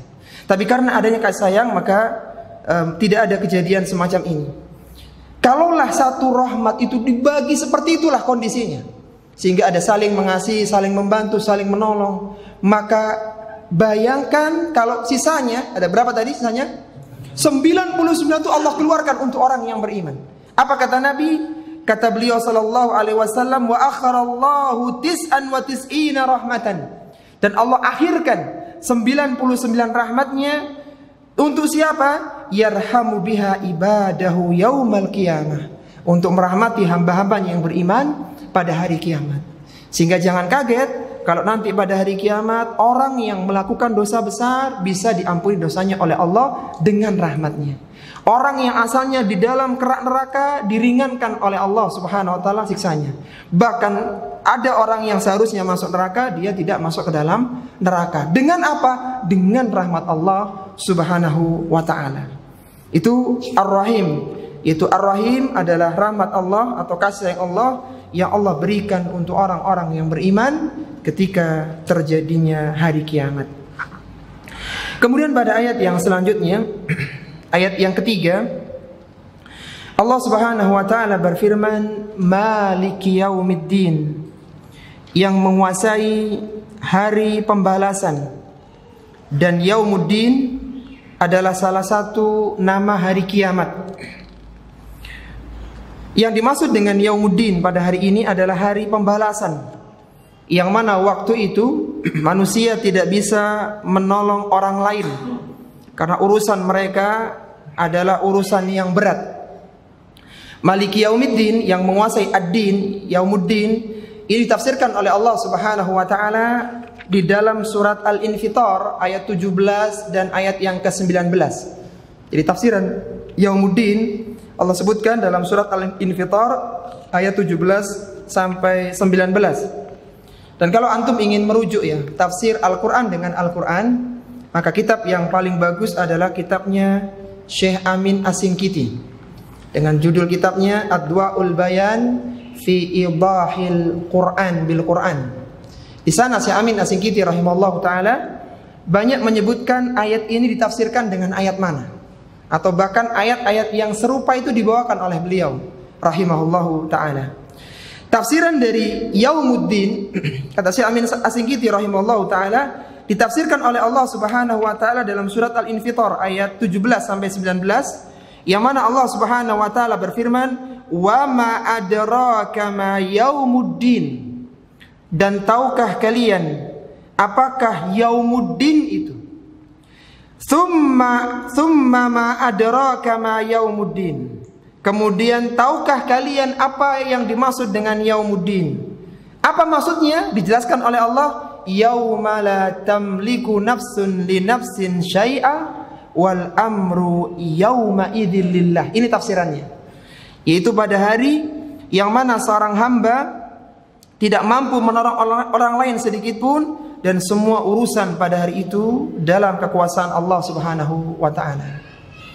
Sebelum kita teruskan pada ayat yang berikutnya, di dalam Al-Qur'an terkadang Allah Subhanahu wa taala menyebutkan pertanyaan itu dengan wa ma adraka, dan kadang-kadang disebutkan dengan kata-kata wa ma yudrika. Itu secara terjemahan sama. Wa ma adraka artinya apakah engkau tahu, wa ma yudrika juga sama, apakah engkau tahu. Cuman ini pakai fi'il madhi, ini pakai fi'il mudhari, tapi artinya sama artinya. Pertanyaan yang kedua, siapa yang tahu bedanya? Apa bedanya? Ayat pertanyaan dalam Al-Qur'an yang diawali dengan wa ma adraka dengan wa ma yudrika. Bedanya apa? Ya, silakan. Ada buku Adakah Tuhan Lain Bersama Allah Azza wa Jalla. Silakan kalau ada yang tahu. Apa bedanya? Yang jelas sama-sama pertanyaan nih. Artinya apa tadi? Dan tahukah engkau ya secara bahasa. Bedanya apa? Iya, kata Sufyan bin Uyainah ya, ucapan dinukil oleh Imam Al-Bukhari dalam sahihnya secara mu'allaq tadi, secara mu'allaq. Sufyan bin Uyainah mengatakan, tidaklah Allah Subhanahu wa taala berfirman dalam Al-Qur'an dengan kalimat wa ma adraka, kecuali Allah Subhanahu wa taala akan memberikan jawabannya setelah itu. Kalau wa ma adraka. Tapi kalau pertanyaannya menggunakan wa ma yudrika, maka Allah tidak akan memberikan jawabannya. Enggak disebutkan jawabannya. Mana buktinya? Buktinya tadi ayat surat Al-Infitar tadi. Ketika Allah sebutkan wa ma adraka ma yaumuddin, tsumma ma adraka ma yaumuddin. Kan ditanya, apakah kalian tahu yaumuddin? Ada enggak jawabannya? Ada. Yauma la tamliku nafsun li nafsin syai'a wal amru yauma idzillah. Ada jawabannya. Jawabannya itu. Ketika Allah mengatakan dalam surat Al-Qadar, wa ma adraka ma lailatul qadri. Ada enggak jawabannya? Ada. Lailatul qadri khairun min alfi syahr. Ada jawabannya. Ketika Allah katakan dengan wa ma adraka, maka Allah datangkan jawabannya. Tapi ketika menggunakan wa ma yudrika, tidak diteruskan. Jawabannya tidak Allah berikan. Di antaranya dalam firman Allah, wa ma yudrika la'alla sa'ata takunu qariba. Bukankah kalian tahu? Tahukah kalian bahwasanya kiamat itu qariban, dekat? Tapi enggak diteruskan setelah itu. Apakah kurang sepekan, kurang setahun, kurang 100 tahun? Tidak diteruskan pembahasannya. Itu kalau menggunakan wa ma yudrika. Sebagaimana keterangan dari Sufyan bin Uyainah rahimahullahu ta'ala. Al-Hafidz Ibnu Katsir rahimahullahu ta'ala menyebutkan ketika menafsirkan ayat ini, yaumuddin yaumul hisab lil khalaik. Yaumuddin adalah hari penghitungan, hari perhitungan bagi para makhluk. Wa huwa yaumal qiyamah, yang dimaksud adalah hari kiamat. Yadinahum bi a'malihim, yang mana para hamba akan dibalas dengan amalan sesuai dengan amalan mereka. Fa in khairan fa khairun, kalau amalannya baik maka baik balasannya. Wa in syarran fa syarrun, kalau amalannya buruk maka buruk pula yang dia dapatkan. Illa man afa anhu, kecuali orang-orang yang dimaafkan oleh Allah Subhanahu wa taala. Lihat perkataan Ibnu Katsir di sini. Kalau orang berbuat baik maka balasannya baik, kalau orang berbuat buruk maka balasannya buruk. Tapi enggak berhenti. Kata Ibnu Katsir, beliau mengatakan illa man afa anhu, kecuali orang-orang yang Allah maafkan mereka. Jadi ada orang yang dimaafkan. Kalau begitu pertanyaannya, apakah setiap pelaku dosa pasti merasakan balasannya nanti di neraka? Pasti apa tidak? Selalu gitu. Pelaku dosa. Jadi kalau ada orang mencuri nanti pasti merasakan neraka. Kalau orang membunuh pasti masuk neraka. Pasti tidak gitu. Pasti apa tidak? Belum tentu. Belum tentu. Karena nanti di fase akhirat itu ada mizan, ada timbangan di sana. Ketika ditimbang amalan kebaikannya banyak, maka dia surga. Ketika ditimbang amalannya buruknya banyak, maka dia neraka. Kalau seimbang timbangannya, kalau seimbang, kemana orang ini? Kan dari sekian juta miliar manusia kan ada kemungkinan berat kebaikan, berat keburukan. Ada kemungkinan ketiga, seimbang beratnya. Terus kemana nih orang yang seimbang itu? Iya, kemana kira-kira? Suruh balik lagi ke dunia? Enggak mungkin ya. Inilah orang-orang yang tertahan di Al-A'raf, yang tertahan mereka. Dan ringkas cerita, orang-orang yang tertahan di Al-A'raf, orang yang sama antara kebaikan dan keburukan, ringkasnya mereka pun akan dimasukkan ke dalam surga. Yang menjadi pembahasan kita sekarang adalah, apakah pelaku maksiat selalu merasakan maksiatnya atau merasakan balasannya? Jawabannya belum tentu. Kenapa? Karena tadi kata Ibnu Katsir, ada orang-orang yang dimaafkan oleh Allah. Dia banyak maksiatnya tapi dimaafkan oleh Allah Subhanahu wa taala, tidak dihisab atau tidak dimintai pertanggungjawaban. Ada juga orang yang mendapatkan syafaat. Sehingga tidak semua pelaku maksiat mendapatkan balasannya. Sehingga apa kata Allah Subhanahu wa taala di akhir surat Al-Zalzalah? Allah mengatakan, "Faman ya'mal mithqala dzarratin khairan yarahu." Barang siapa yang melakukan kebaikan maka dia akan yarahu, dia akan melihatnya. Melihat ada catatannya, ada pembuktiannya. Wa may ya'mal mithqala dzarratin syarran yarahu. Jadi ketika seorang melakukan keburukan, maka dia akan melihat keburukannya. Melihat, belum tentu dia merasakan, karena nanti pasti ada timbangan. Ada timbangan, ada mizan di akhirat kelak. Sehingga kata Ibnu Katsir, ada orang-orang yang dimaafkan sehingga tidak masuk di dalam neraka Allah Subhanahu wa taala. Sebagaimana Allah Subhanahu wa taala sebutkan di dalam Al-Qur'an, ada orang-orang yang mendapatkan hisab yang ringan, hisaban yasira.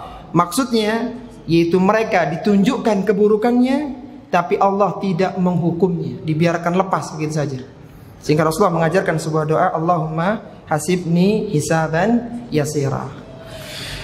Para ulama menyebutkan bahwa 3 ayat pertama dari surat Al-Fatihah, yaitu Alhamdulillahirabbil alamin, Ar-Rahmanir Rahim, dan Maliki Yaumiddin, itu mengandung 3 rukun ibadah, yaitu di dalamnya mengandung mahabbah, cinta. Yang kedua mengandung rasa roja, rasa harap. Dan yang ketiga mengandung rasa khauf. Jadi ketika antum mengucapkan Alhamdulillahirabbil alamin, maka antum seolah-olah memunculkan rasa mahabbah, cinta kepada Allah. Ketika antum mendapatkan nikmat, antum Alhamdulillahirabbil alamin, ada muncul rasa mahabbah di situ. Kemudian ketika mengatakan Ar-Rahman Ar-Rahim, membangun rasa roja, harapan. Ketika seorang berlumuran maksiat, berlumuran dosa, satu rahmat saja itu menjadikan singa betina nggak makan anaknya sendiri. Itu bagaimana kalau 99 rahmat Allah diberikan kepada kaum muslimin dan diantaranya kita, sehingga membangun rasa harap, roja kepada Allah. Meskipun kita banyak maksiat, insya Allah rahmat Allah luas, rahim Allah berikan kepada kita nanti pada hari kiamat. Membangun rasa roja di sana.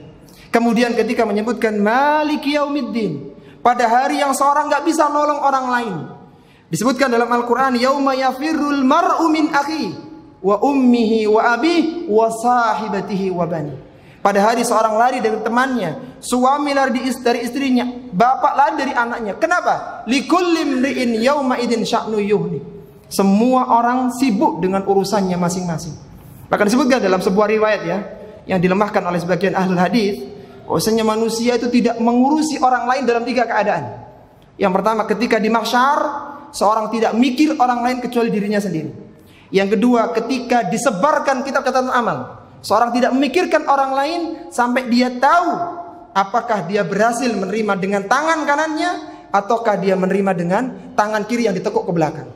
Itu nggak ada pikiran ke yang lain. Dan yang ketiga, dalam hadis disebutkan, seorang tidak memikirkan orang lain ketika berada di atas sirat. Di atas sirat itu detik-detik yang menegangkan. Kenapa? Kalaulah di mahsyar itu cerah atau silau cahaya matahari kan didekatkan 1 mil oleh Allah, adapun di sirat ini terbentang panjang dan gelap gulita keadaannya. Sehingga orang-orang yang naik ke sirat itu mereka butuh cahaya. Saat itu tidak ada yang berani berbicara satu patah kata pun. Ketika sudah dibentangkan sirat, datangkan Jahannam, dibentangkan sirat, tidak ada manusia yang berani berkata-kata kecuali para nabi. Dan para nabi semua mengatakan Allahumma sallim sallim, ya Allah selamatkan fulan, selamatkan fulan. Kenapa? Karena sirat itu lebih tipis dari rambut dan lebih tajam dari pedang, kata Abdullah bin Abbas radhiyallahu ta'ala. Saat itu seorang butuh cahaya karena gelap gulita di sirat itu, bahkan keluar kalalib. Maka Nabi SAW mengajarkan kepada kita doa, yaitu doa ketika ke masjid dengan doa permohonan cahaya. Orang-orang yang beriman saat itu ketika melihat orang-orang munafik berada di sirat dan cahaya mereka mati di tengah jalan, maka mereka memanjatkan sebuah doa yang Allah abadikan dalam Al-Quran dalam surat At-Tahrim. Mereka mengatakan Rabbana atmim lana nurana waghfir lana. Ya Allah, sempurnakanlah cahaya ini. Kenapa? Karena saat itu adalah saat yang berat. Saat itu adalah kondisinya kondisi yang sulit, sehingga kondisinya menegangkan dan orang tidak memikirkan yang lainnya.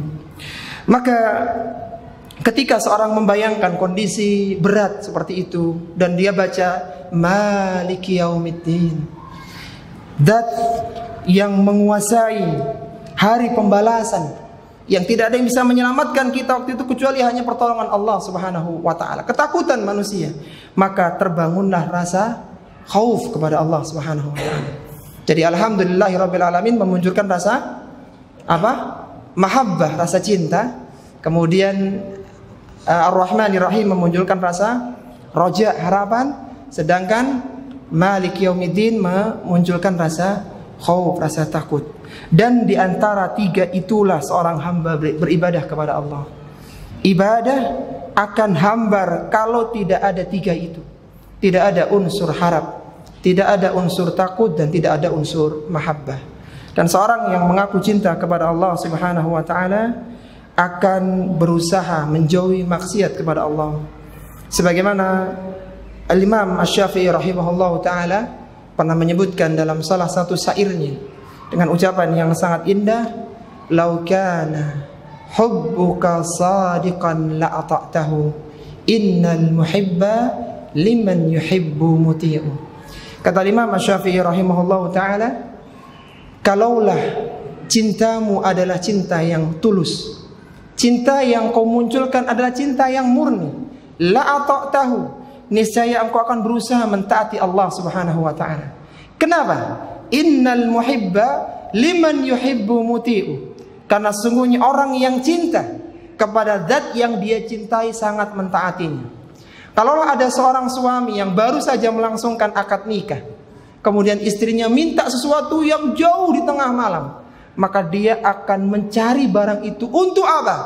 Untuk menunjukkan kecintaan dia kepada istrinya.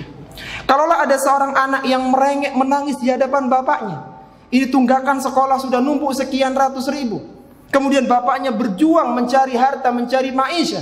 Untuk apa? Untuk menunjukkan kecintaan dia kepada anaknya. Karena ketika seorang mengaku cinta, maka dia akan berkorban kepada zat yang dicintai. Demikian pula manusia, ketika seorang muslim telah terbangun mahabbatullah, cinta kepada Allah Subhanahu wa taala, maka menjadikan dia semakin jauh dari kemaksiatan kepada Allah Subhanahu wa taala. Sehingga terbentuklah innas salata tanha anil fahsya'i wal munkar. Ketika salat tidak sah dengan Al-Fatihah, dan di dalam Al-Fatihah dibangun mahabbah kepada Allah, kecintaan kepada Allah Azza wa Jalla, maka seharusnya seorang yang salat ini dengan cintanya kepada Allah, besarnya cintanya kepada Allah, menghapuskan kecintaannya dia kepada kemaksiatannya, sehingga semakin dia dekat dengan Allah dan jauh dengan kemaksiatan kepada Allah Subhanahu wa taala.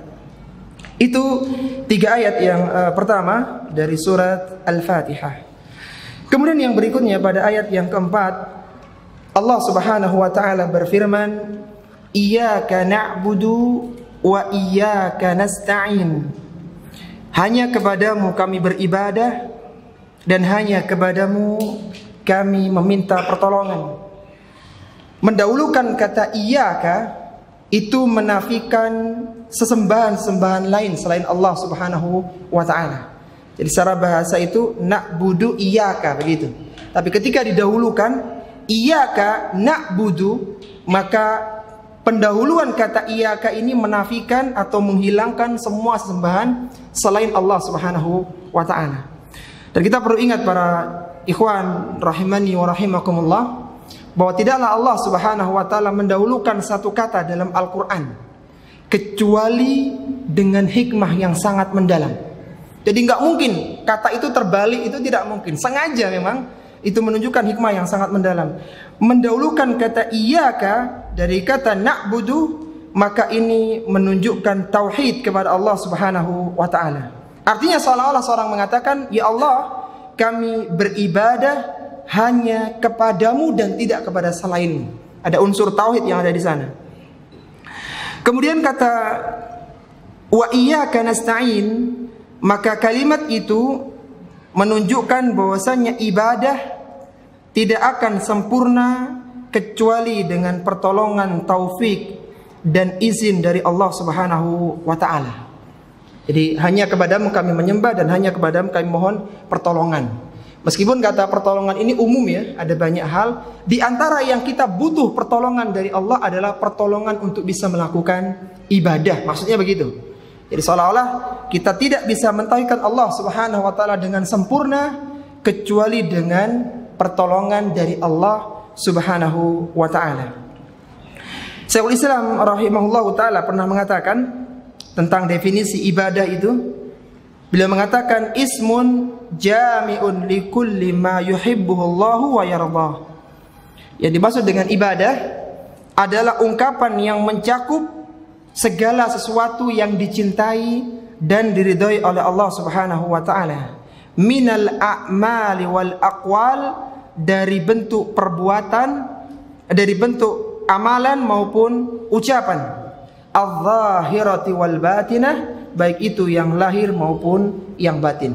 Jadi yang dikatakan ibadah adalah semua yang mendatangkan keridhaan dari Allah Subhanahu wa taala, baik itu ucapan maupun perbuatan, zahir maupun batin, lahir maupun yang batin.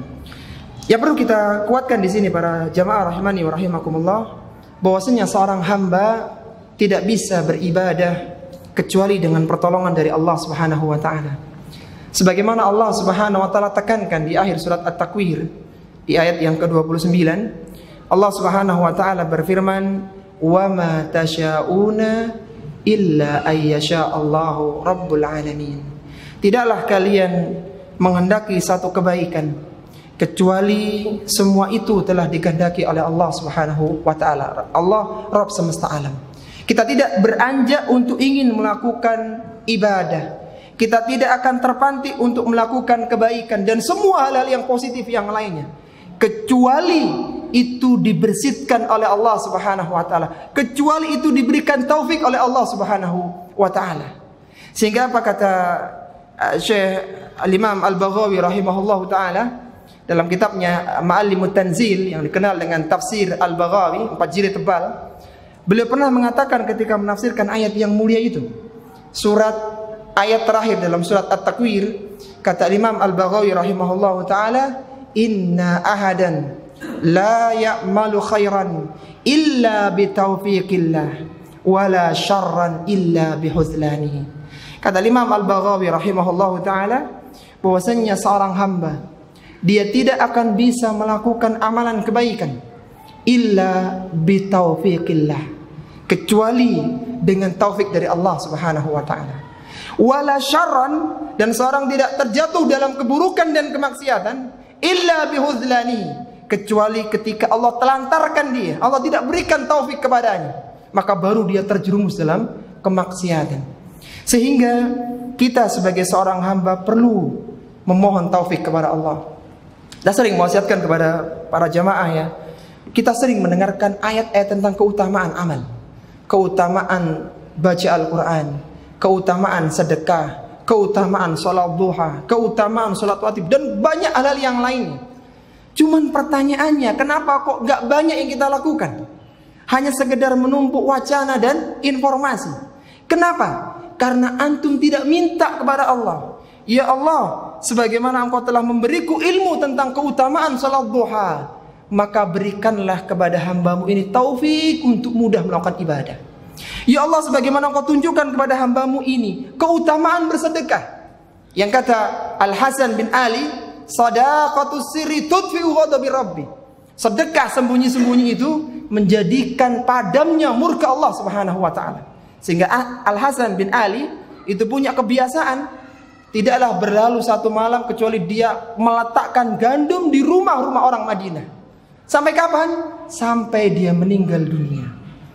Dan dia mengatakan ketika memanggul gandum-gandum itu, dia mengatakan tadi, sadaqatus sirri tudfi'u ghadabi rabbi, sedekah sembunyi-sembunyi seperti ini menghapuskan, meredam kemurkaan Rabbku.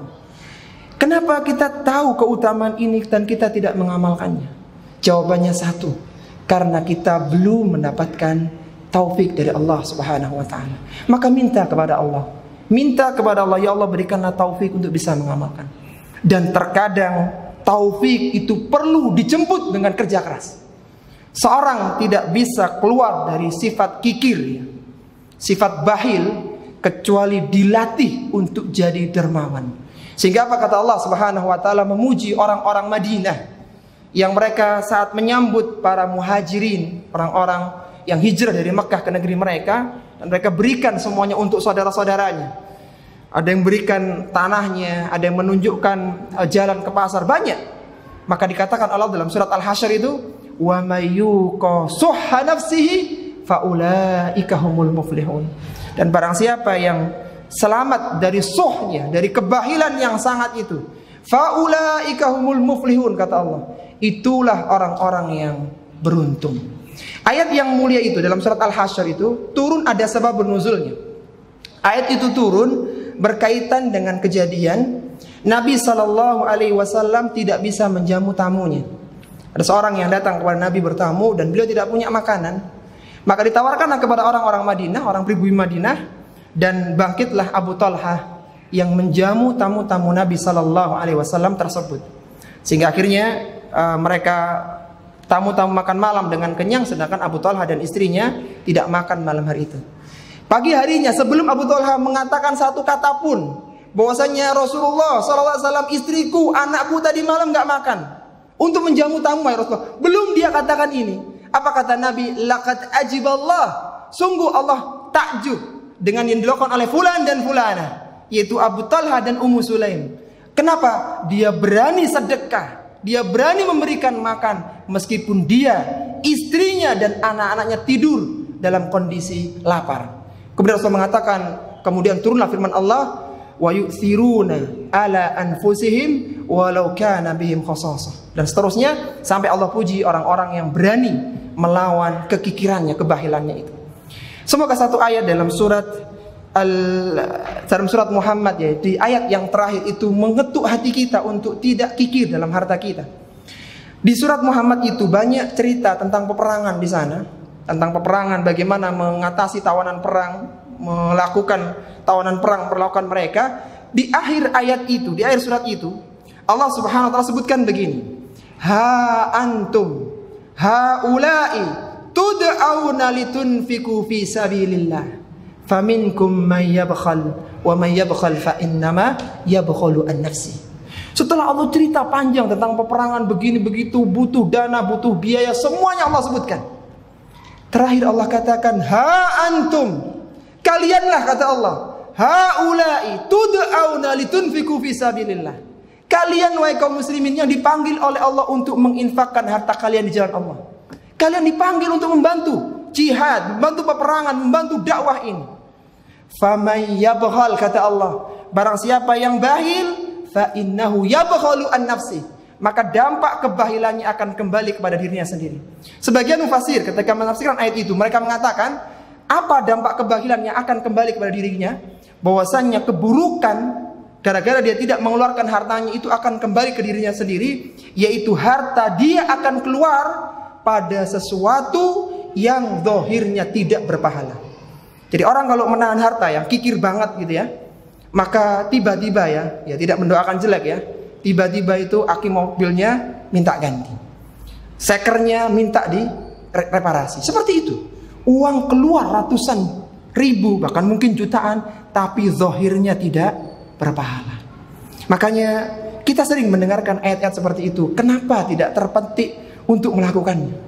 Kenapa tidak terpancing untuk bisa mengamalkan kebaikan? Karena jawabannya tadi, mungkin belum ada taufik yang masuk kepada kita. Dan kadang para jamaah, seperti itu perlu dipaksa, perlu dibiasakan sehingga seorang terbiasa dengan kebaikan. Pada ayat yang keempat tadi, iyyaka na'budu wa iyyaka nasta'in, seorang minta kepada Allah Subhanahu wa taala pertolongan untuk bisa melakukan ibadah.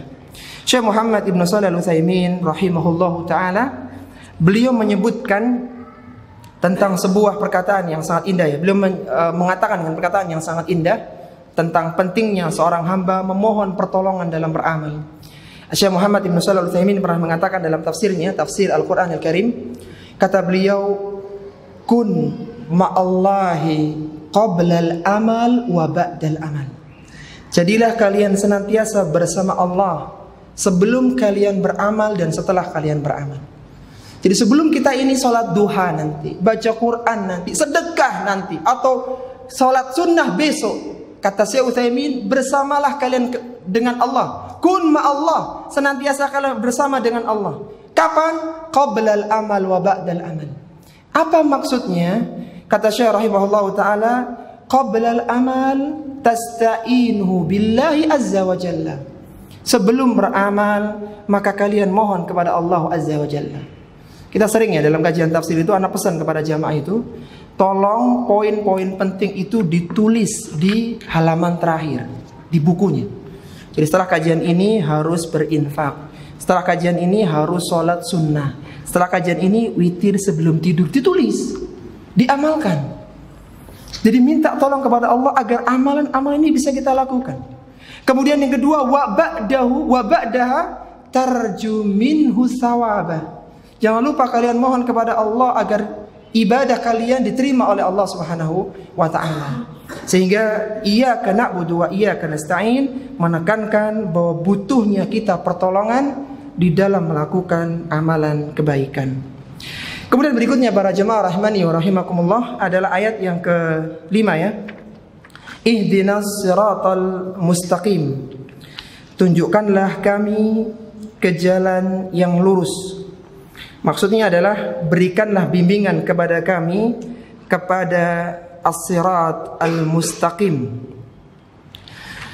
Dan sirat al-mustaqim ini terjadi perselisihan ya, atau perbedaan penafsiran di kalangan para ulama tentang apakah maksudnya, apakah itu maksudnya adalah Al-Quran ataukah Al-Islam atau Rasulullah Sallallahu Alaihi Wasallam. Itu terjadi khilaf. Meskipun kalau diminta untuk memilih ya, meskipun sama-sama juga dekat sebenarnya maknanya, ketika diminta memilih maka tafsiran Islam lebih kuat di sana. Jadi tunjukkanlah kami ke dalam siratal mustaqim, kan begitu secara terjemahan. Yang jadi masalah apakah siratal mustaqim itu jalan yang lurus itu? Ada yang mengatakan Islam, ada yang mengatakan Al-Quran, ada yang mengatakan Rasulullah Sallallahu Alaihi Wasallam. Semoga satu hadis ini menguatkan ya, kita bisa membantu kita dalam memilih tafsiran meskipun sama-sama bagus. Hadis dari An-Nawas bin Sam'an, hadis sahih riwayat Ahmad, Tirmidzi, Hakim dan disahihkan oleh Syekh Al-Albani rahimahullahu taala. Rasulullah sallallahu alaihi wasallam pernah bersabda, "Daraballahu mathalan." Allah Subhanahu wa taala memberikan sebuah permisalan. Siratan mustaqiman, sebuah jalan yang lurus. Wa ala janbatai as-sirati surani. Ada jalan yang lurus, kemudian di kiri dan kanannya, sisi kiri dan kanannya itu ada surani, ada pagar-pagarnya. Fihima abwabun mufattahatun. Di dalam pagar itu terdapat pintu-pintu yang terbuka. Coba antum bayangkan, ini perumpamaan, nanti dijelaskan oleh Nabi. Jadi ada jalan lurus, di pinggirnya ada apanya tadi? Ada pagar batasnya, di pagarnya ada apanya? Ada pintunya. Ada pintu yang terbuka, mufattahatun yang terbuka. Wa alal abwabi suturun murhatun. Dan di pintu tadi itu ada tirai. Ada tirai yang menutupi pintu tersebut. Wa ala babis sirati da'in. Jadi ada pintu dan pintunya ada apanya? Tirainya. Setiap pintu ada tirainya. Dan di depan tirai itu, di depan pintu itu ada da'in, ada penyerunya, ada da'i-da'inya. Yaqulu, penyeru itu mengatakan, ya ayuhan nas udkhulu siratan jami'an, udkhulu sirata jami'an. Wahai manusia, jalanlah yang lurus, jangan belok kiri kanan.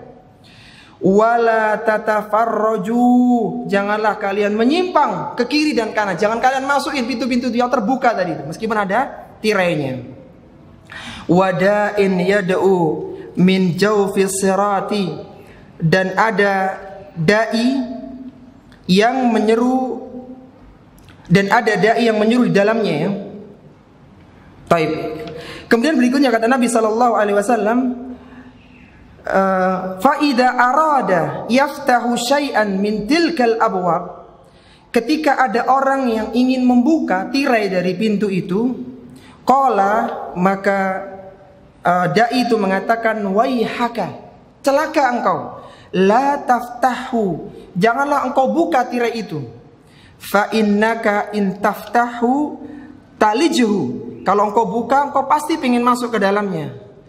Jadi gambarannya ada jalan lurus, ada pagar, ada pintu, ada tirainya, ada dai-nya. Dan diingatkan dai ini, jalan lurus, jangan masuk-masuk, jangan dibuka tirai itu. Kalau dibuka kalian pasti akan ingin masuk ke dalamnya. Kemudian kata Nabi setelah membuat perumpamaan, apa kata beliau? Beliau mengatakan wasiratul Islam. Dan sirat, jalan lurus itu seperti agama Islam. Makanya kami cenderung yang dimaksud dengan siratal mustaqim adalah Islam, karena hadisnya jelas. Kemudian yang kedua, wasurani hududullahi ta'ala. Adapun pagar itu adalah batasan-batasan Allah. Seorang tidak boleh minum khamar, tidak boleh makan riba, itu batasan Allah. Itu perumpamannya seperti pagar itu. Wal abwabul mufattahatu maharimullahi ta'ala. Dan pagar yang terbuka itu, pintu-pintu yang terbuka itu adalah apa-apa yang diharamkan oleh Allah. Wadzalika da'i ala ra'si sirati kitabullah. Dan da'i yang berada di depan itu adalah kitabullah, adalah Al-Qur'anul Karim. Menunjukkan ini jalan yang lurus, ini yang boleh kalian lalui. Itu seperti ibarat Al-Qur'an. Kemudian yang berikutnya, wada'in fauqa sirat. Adapun da'i yang berada di depan, di atas sirat itu mau'idatullahi fi qalbi kulli muslimin. Adapun da'i yang tadi berada di depan sirat tadi, di ujung itu adalah hati kecilnya orang-orang yang beriman. Jadi yang menjadi penguat dalam bahasan kita bahwasanya siratal mustaqim itu pendapat yang didukung dengan dalil, maksudnya adalah tunjukkanlah kami ke dalam Islam. Kalau seorang bertanya, loh kan kita sudah mendapatkan hidayah Islam, kenapa kita harus baca ihdinas siratal mustaqim? Atau bahasa sederhananya, tunjukkanlah kami ke dalam agama Islam. Kan kita sudah Islam. Ada pernyataan yang sangat indah dari Syekh Abdurrahman bin Nasir As-Sa'di dalam kitabnya Taysirul Karimir Rahman fi Tafsir Kalamil Mannan, ketika menafsirkan ayat yang mulia ini supaya antum paham kenapa kita ini orang Islam kok masih minta bimbingan Islam, begitu. Kata Syekh Abdurrahman bin Nasir As-Sa'di rahimahullahu taala, fahdina ila sirati wahdina fis sirati. Tunjukkanlah kami kepada sirat dan tunjukkanlah kami di dalam sirat.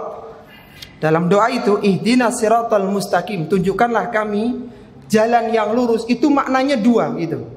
Yang pertama, tunjukkan kami ke sirat, ila sirat, ke sirat, dan tunjukkanlah kami fis sirat, di atas sirat itu. Bisa bedakan nggak ya? Jadi ketika antum mengatakan ihdinas siratal mustaqim itu ada dua makna di situ. Tunjukkanlah kami ke sirat, ke jalan yang lurus. Tadi apa tafsirannya jalan lurus itu?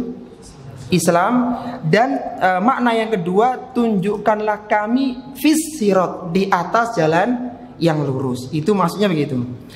Fal hidayatu ila sirati. Yang dimaksud dengan hidayah ke sirat, ke jembatan atau ke jalan yang lurus itu luzumu dinul Islam wa tarku ma siwahu minal adyan. Itu seorang ditunjukkan untuk memilih agama Islam dan dia meninggalkan agama-agama yang ada. Itu maksudnya petunjuk kepada sirat. Kemudian yang kedua, wal hidayatu fis sirati. Adapun hidayah di atas sirat, tashmulul hidayatu li jami'it tafasil diniyah ilman wa amalan.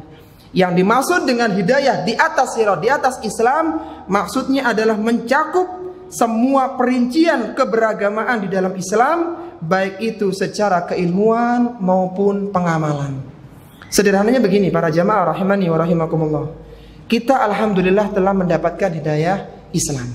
Berarti kita sudah mendapatkan hidayah ila atau fi? Ila sirat. Sudah dapat kita.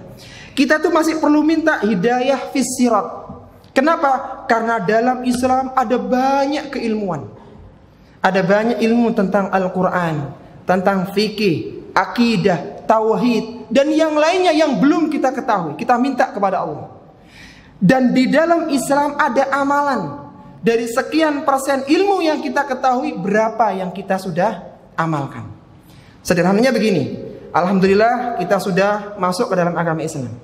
Dari ilmu Islam anggaplah 50% lah ya. Ilmu Islam kita tahu.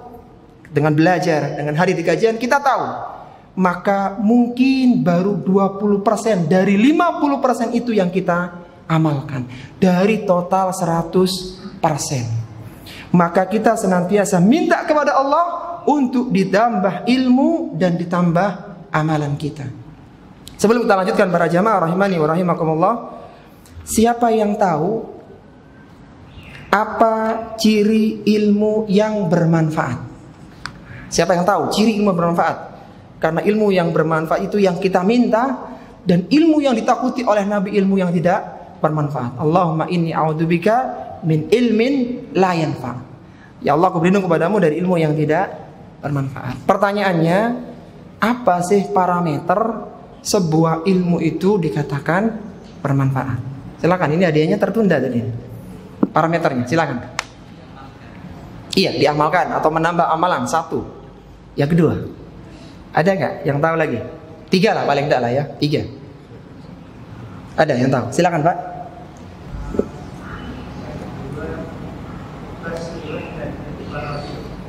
Ikhlas lillah dan ittiba, itu syarat diterimanya amal kayaknya Pak. Masya Allah. Tapi luar biasa, Bapak ini udah luar biasa, 2 kali jawab ya. Kita kasihkan ke beliau lah ya. Baik, untuk akhuna kita kasih 1 ya, karena jawabannya benar meskipun kurang sempurna dikit.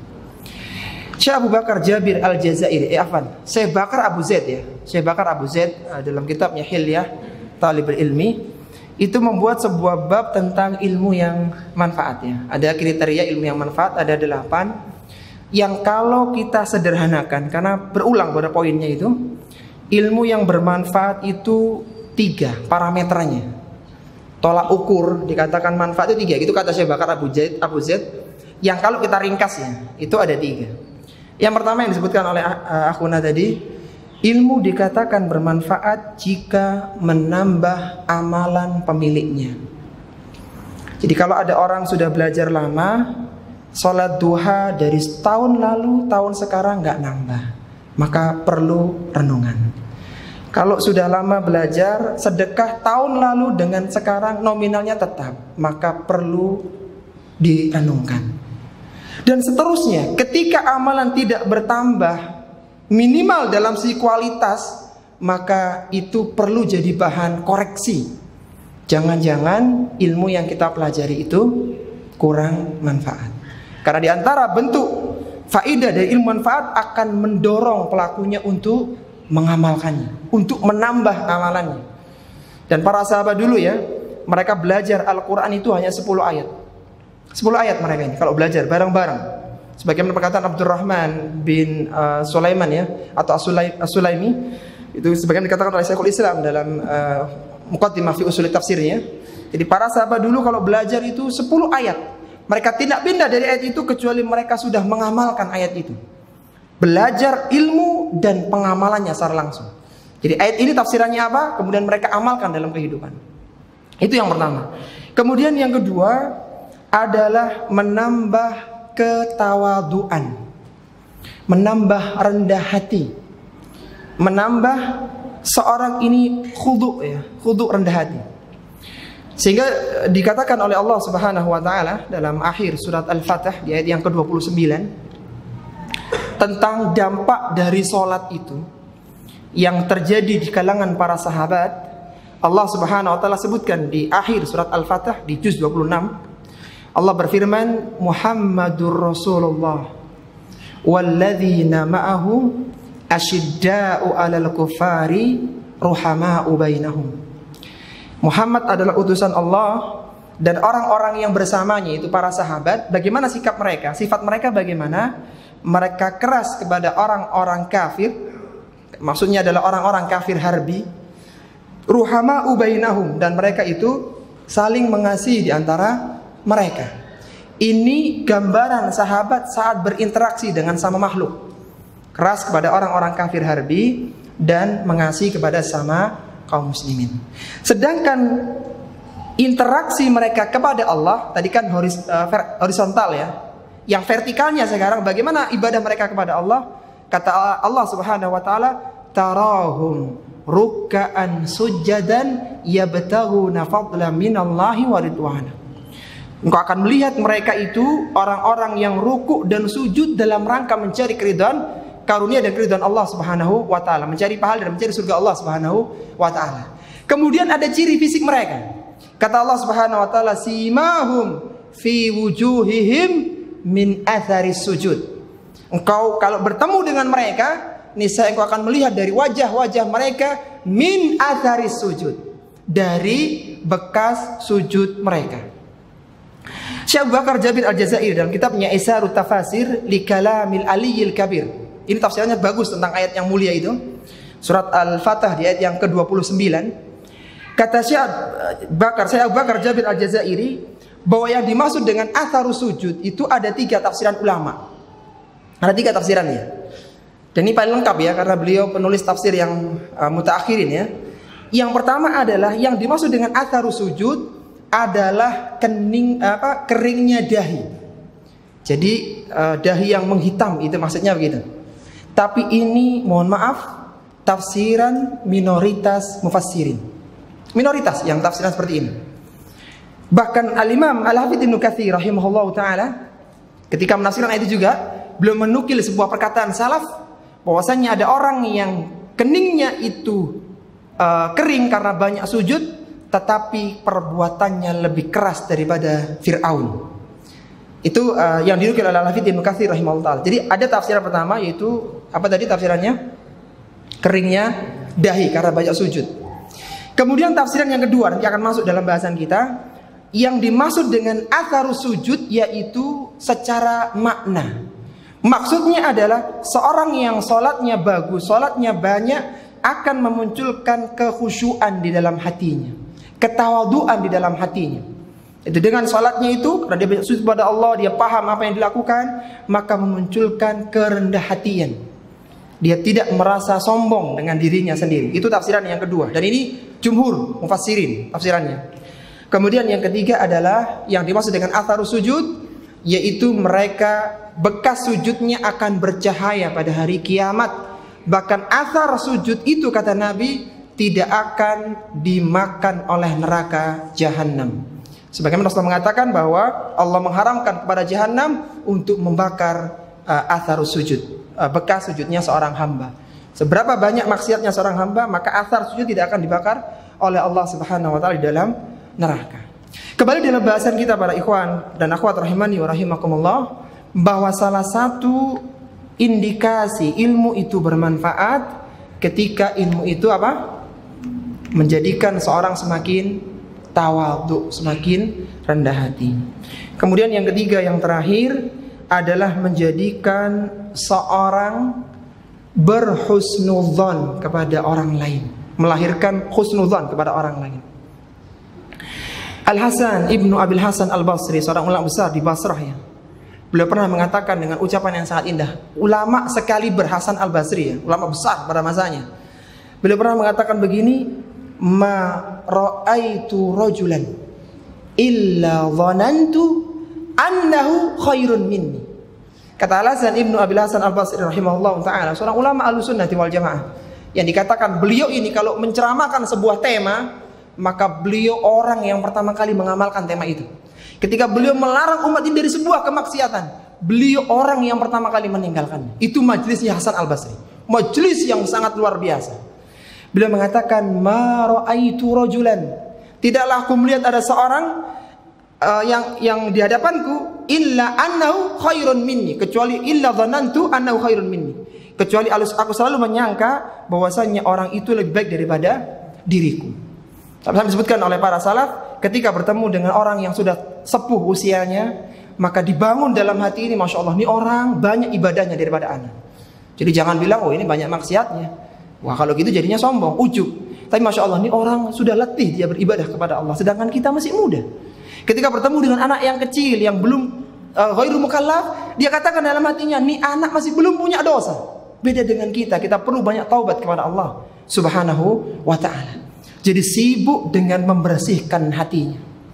Dan untuk pembersihan hati itulah para jamaah, Allah Subhanahu wa ta'ala bersumpah 7 kali dalam Al-Quran. Jadi seorang muslim hendaknya berusaha membersihkan hatinya dari keburukan. Sehingga Allah sebutkan di dalam surat Asy-Syams, wasyamsi wadhuhaha wal qamari idza tala, sampai 7 lapis sumpah untuk mengatakan apa? qad aflaha man zakkaha wa qad khaba man dassaha. Sungguh beruntunglah orang-orang yang mensucikan jiwanya, dan sungguh merugilah orang-orang yang mengotori jiwanya.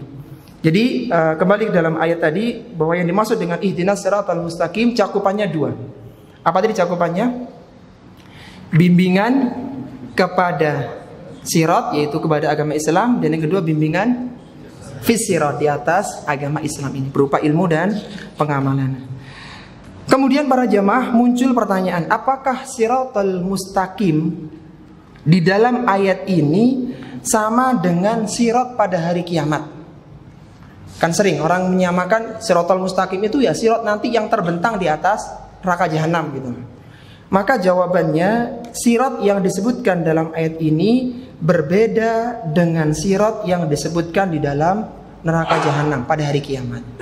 Kenapa?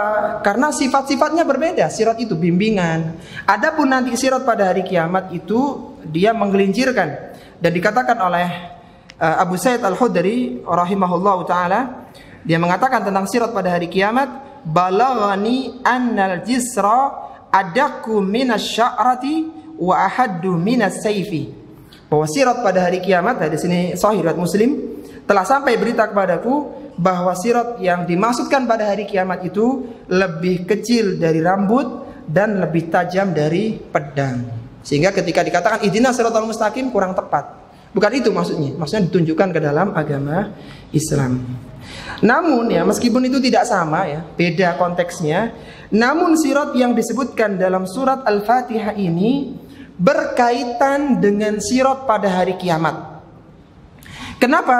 Karena iman dan amal solih di dunia adalah siratal mustaqim, jalan yang lurus. Dan Allah memerintahkan seorang hamba agar beristiqomah menapaki jalan yang lurus tadi.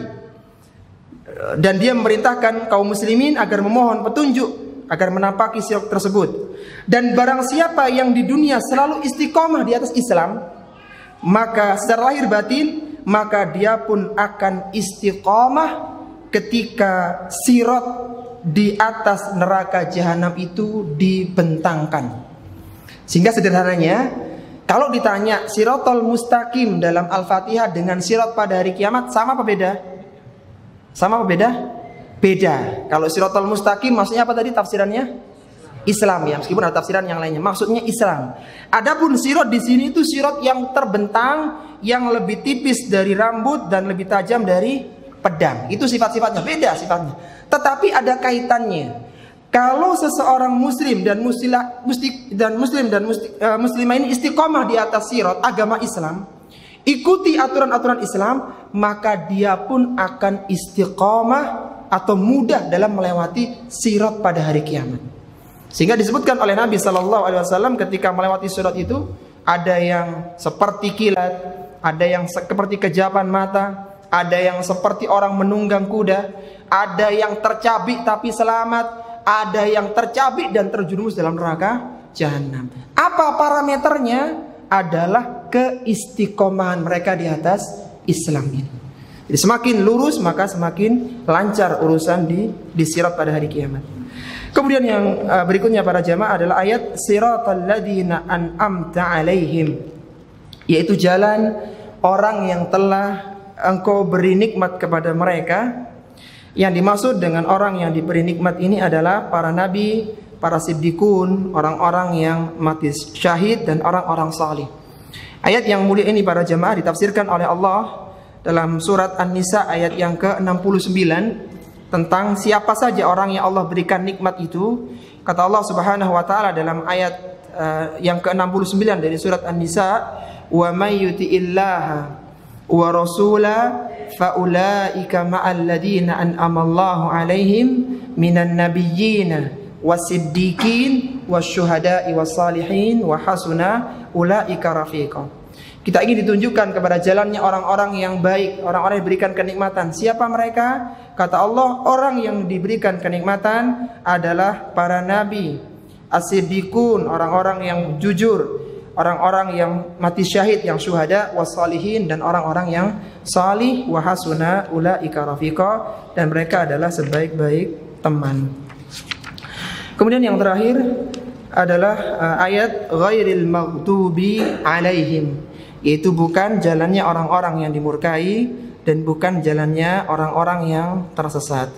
Untuk ayat yang terakhir ini dari surat Al-Fatihah, ijma' para mufassirin ya, ijma' mereka bahwa yang dimaksud dengan orang yang dimurkai siapa? Orang Yahudi, dan orang yang sesat siapa? Nasrani, itu orang-orang Nasrani. Sebagaimana sabda Nabi sallallahu alaihi wasallam, al-yahudu maghdubu alaihim wan nasara dhulalun. Yahudi adalah orang-orang yang dimurkai oleh Allah Subhanahu wa taala. Kenapa? Karena mereka tahu kebenaran tapi mereka menyelisih kebenaran itu. Wan nasara dhulalun, adapun orang-orang Nasrani maka mereka adalah orang-orang yang tersesat. Kenapa? Karena mereka tidak berpegang kepada Injil dengan baik. Dan Injil adalah penyempurna dari Taurat. Jadi seharusnya orang-orang Nasrani itu merujuk ajaran intinya di dalam kitab Taurat. Kemudian mereka baru melengkapinya dengan kitab Injil. Sebagaimana perkataan Al-Hafidz Ibnu Katsir bahwasanya Taurat adalah induknya Injil. Orang-orang Yahudi yang telah kehilangan amal ya, mereka tahu kebenaran tapi tidak diamalkan. Sedangkan orang Nasrani telah kehilangan ilmu. Mereka jauh dari ilmu. Karena itulah orang-orang Yahudi dimurkai, dan karena kesesatan itulah orang-orang Nasrani dikatakan mereka sesat. Meskipun konteksnya ayat ini adalah celaan kepada Yahudi dan Nasrani, tapi juga merupakan cambukan atau pengingat bagi orang-orang yang beriman. Jangan sampai meniru kelakuan Yahudi dan Nasrani. Kita tutup kajian dalam sore hari ini dengan mengucapkan sebuah perkataan yang sangat indah dari Sufyan bin Uyainah rahimahullahu taala. Beliau pernah mengatakan ketika menafsirkan ayat yang mulia ini, dinukil oleh dinukil oleh Ibnu Taimiyah rahimahullahu taala. Sufyan bin Uyainah pernah mengatakan, man fasada minal ulama'i fa fihi shibhun bil yahud.